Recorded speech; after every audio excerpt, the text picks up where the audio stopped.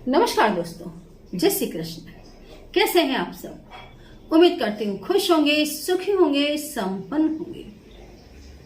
जो भी हमारे सब्सक्राइबर्स हैं, यूजर्स हैं, जो भी हमारे व्यूअर्स हैं, सभी दुनिया में जहां भी हैं हमेशा खुश रहे, सुखी रहे और संपन्न रहे। दोस्तों, ये उपाय जो मैं आपको बता रही हूँ, इस उपाय को आप शुक्रवार के दिन कर सकते हैं, इस उपाय को आप पूनम के दिन भी कर सकते हैं, इस उपाय को आप अमावस्या के दिन भी कर सकते हैं, इस उपाय को आप इस गुरुवार को भी कर सकते हैं, क्योंकि इस दिन गुरुवार के साथ तेरस भी है।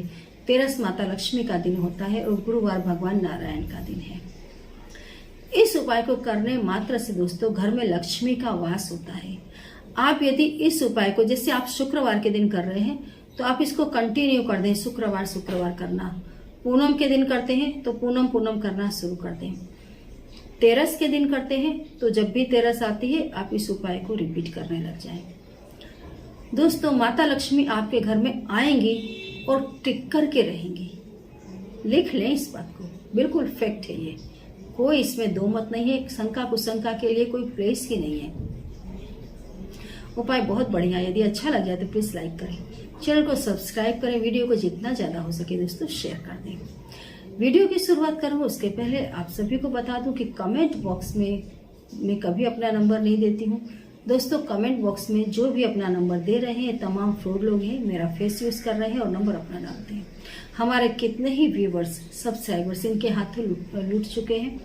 कोई भी व्यक्ति यदि हमारे नाम से आपसे पैसे मांगता है पूजा पाठ के बहाने, तुरंत पहचान जाए कि ये व्यक्ति फ्रॉड है। कुछ एक नकली बिना भदौरिया फोन उठाने लग गई है जो आपसे बात करती हैं, लेकिन याद रखना वो बहुत कम प्रमाण में बात करती हैं, बहुत गिने चुने शब्द, ताकि वो पकड़ में ना जाए। और जो उनके साथ जेंट्स जुड़े हुए हैं वो गुरु जी बन करके आपसे बात कर रहे हैं। जब भी ये पकड़ में आते हैं हाथ पांव जोड़ करके छटक जाते हैं, और ये एक नहीं है, एक से ज्यादा प्रमाण में है। इनसे आप खुद ही अपने आप को बचाएं। चलिए मैं आपको आपका उपाय बता दूं आज का। दोस्तों, घर में लक्ष्मी को लेकर, धन को लेकर के अभाव है, गरीबी है, इस उपाय को जरूर करें। वैसे तो मैं आपको बता दूं, यदि घर में गरीबी है, दरिद्रता है, सबसे पहले घर में स्वच्छता रखें। सिर्फ घर में ही नहीं, मैंने दोस्तों एक ऐसा परिवार देखा जो हर चीज में स्वच्छ। आप उस व्यक्ति के घर में कदम रखो तो आपको लगेगा हाँ, हर चीज को 10-10 बार पोंछा जा रहा है। सुबह से उस घर में जो लड़की थी, इतनी सफाई, बहुत, घर से बाहर तक, रोड तक सफाई करती थी, दूसरों के दरवाजे तक साफ करके आ जाती थी। सुबह से पानी भरपूर, इतना पानी ढोलते थे कि दूसरों के दरवाजे में भी पहुंच जाता था। मतलब इतनी सफाई, आउट ऑफ लिमिट।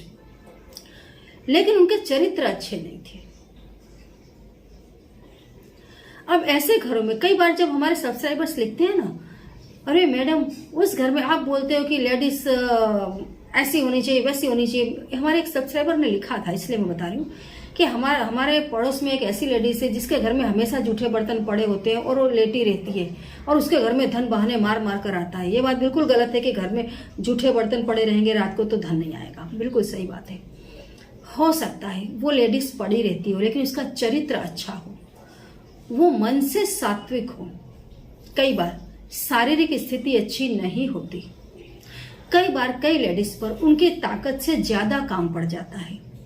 लेडीज से सुबह जल्दी उठना, बच्चों के टिफिन तैयार करना, घर की साफ सफाई करना। अब ऐसे में वो भी इंसान थक जाते हैं तो बर्तन जूठे छोड़ करके आराम करने लग जाते हैं, आंख भी लग जाती है। हो सकता है उसी समय आप उनके घर में पहुंचते हो और आपको गंदगी दिखाई दे। क्योंकि मैंने एक चीज देखी है, अगर किसी के घर में गंदगी है थोड़ी सी भी तो लोग उसकी बहुत अवहेलना करते हैं, बाहर निकलते हैं। ये कभी मत करो।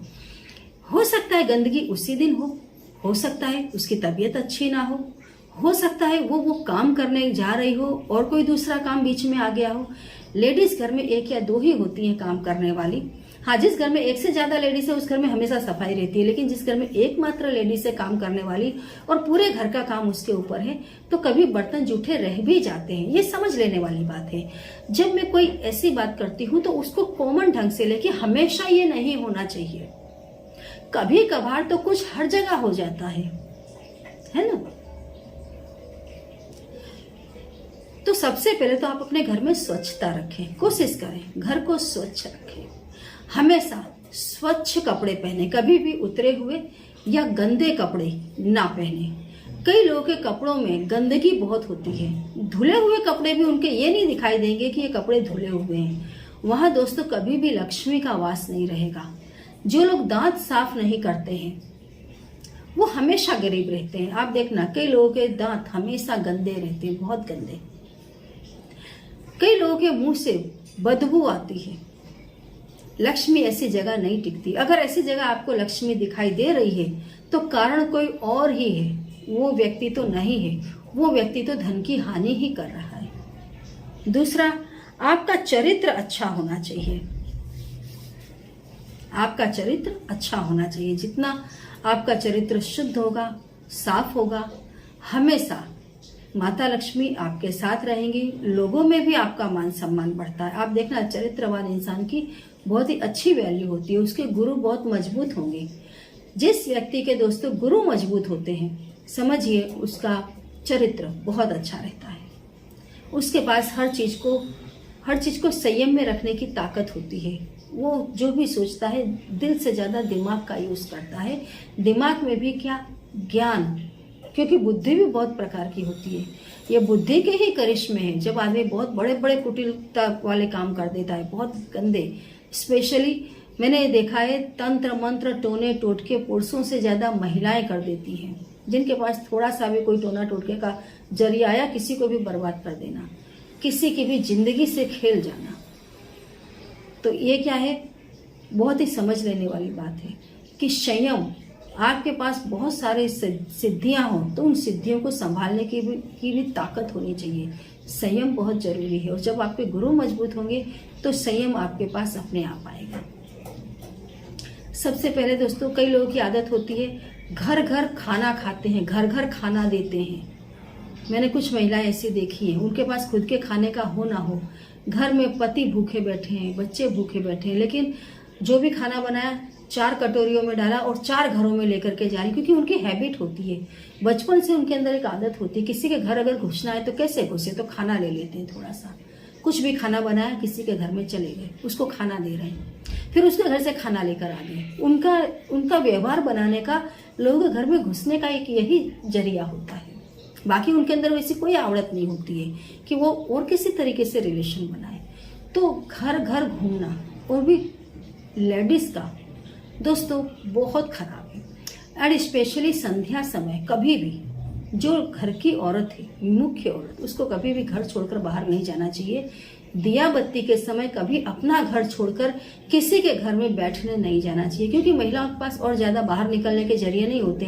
तो कभी क्या घर में कंटालती हैं, तो उनका एक ही काम है, उसके घर में कुछ दिन बैठ लेना, कुछ देर उसके घर में बैठ लेना। एक तो एक्चुअली ये तो आदत ही खराब है।